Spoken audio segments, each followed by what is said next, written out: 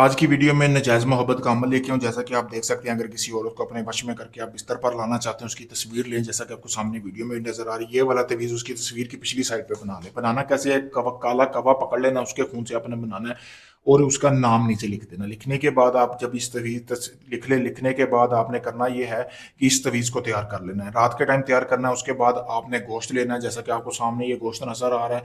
उस तस्वीर को जला लेना। उस गोश्त की आपने उसकी राख जो है उस गोश्त में लगा लेनी है। 3 रोज़ का अमल है। 3 रोज़ आपने ऐसे ही अमल करना है जैसे मैंने बताया।